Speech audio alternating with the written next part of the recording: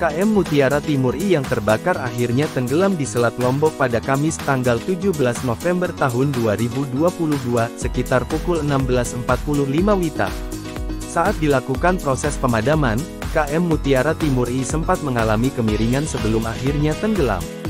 Kepala Kesyahbandaran dan Otoritas Pelabuhan KSOP Padang Baini Lukutu Eka Suyasmin membenarkan hal tersebut. Ia mengatakan KM Mutiara Timur I yang sebelumnya sempat terbakar saat ini sudah tenggelam. Untuk penyebab pastinya kenapa bisa tenggelam saya kurang tahu, tapi yang jelas tadi sore sudah tenggelam, kata Suyasmin saat dikonfirmasi Detik Bali, Kamis tanggal 17 November tahun 2022. Suyasmin mengatakan posisi KM Mutiara Timur I saat tenggelam tidak berada di lokasi awal terbakar tapi sudah berada di Selat Lombok. Karena saat terbakar kemarin mesin dimatikan sehingga kapal tersebut terombang-ambing terbawa arus. Sebenarnya tadi siang Suyasmin mengaku sempat menerjunkan kapal untuk melakukan pemadaman karena saat itu KMP Mutiara Timur masih dalam keadaan terbakar, sehingga pihaknya berupaya untuk memadamkan api supaya tidak sampai terjadi ledakan. Saat dilakukan proses pemadaman tadi siang KMP Mutiara Timur sudah dalam keadaan miring dan tadi sore akhirnya tenggelam, kata Suyasmin. Proses evakuasi penumpang. Proses evakuasi seluruh penumpang dan kru telah dilakukan. Ada 3 kapal kri milik TNI AL yang sedang melakukan proses evakuasi dari lokasi kejadian.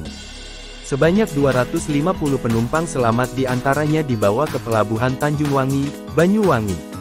Ketiga kapal TNI AL yang melakukan penyelamatan penumpang dan kru KM Mutiara Timur I itu yakni Kri Remarta Dinata, Kalkadet 6, dan Kalkadet 7. Selain dievakuasi oleh 3 kri tersebut ada sebanyak 8 penumpang dan kru yang sebelumnya dibawa oleh nelayan dengan kapalnya ke Pelabuhan Lembar, Lombok Barat, NTB. Yang dibawa nelayan itu ada 3 kru dan 5 penumpang, kata Ansori. Dalam proses evakuasi itu, ternyata ada penumpang yang belum ditemukan. Setelah penghitungan dan pencermatan data manifest kapal ternyata masih ada selisih 3 orang yang hilang. Pencairan pun dilakukan oleh otoritas terkait. Ada 3 yang sedang dalam pencarian, ujar Ansori. Penyebab terbakarnya KM Mutiara Timur I. Belum diketahui penyebab pasti terbakarnya KM Mutiara Timur I yang terbakar di perairan Karangasem, Bali, pada Rabu tanggal 16 November tahun 2022 sore. Namun, api diduga berasal dari bahan kimia mobil di dalam kapal bocor.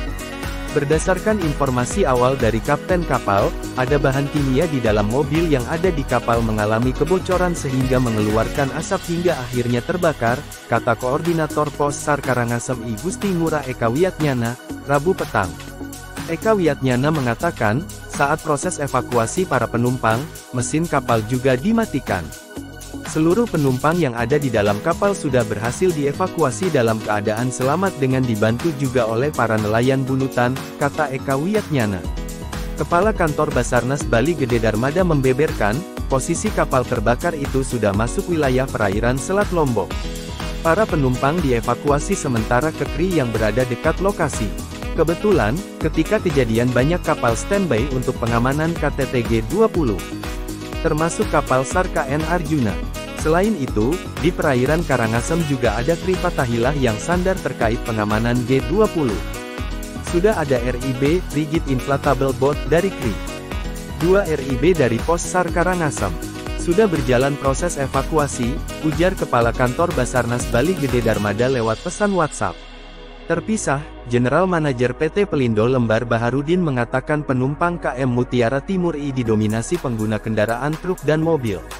KM Mutiara Timur I seharusnya dijadwalkan tiba di Pelabuhan Gili Mas Lembar, Lombok Barat, sekitar pukul 18 WITA.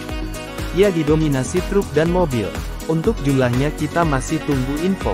Selanjutnya, kata Baharudin.